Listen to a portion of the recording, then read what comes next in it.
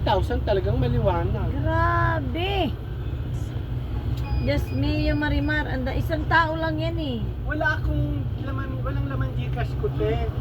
Sabi niya, magpa-Gcash ka muna kasi ipasok mo dyan sa account mo. Wag na, sabi niya, sa Cebuana na lang. Sabi ni Jimboy. Hindi, wag na, dyan na lang. Pwede naman dyan eh. Tapos saka mo isend sa akin. Diba? Hindi niya pa naisip Pa rin niya yun. nag-gets yun eh.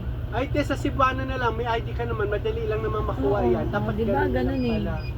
Ang laki nun. Oo naman, Diyos ko. Ilang niyang kikitain niya yun. Ay, tubo na niya yun. 9,000 po siya. Nayupak siya.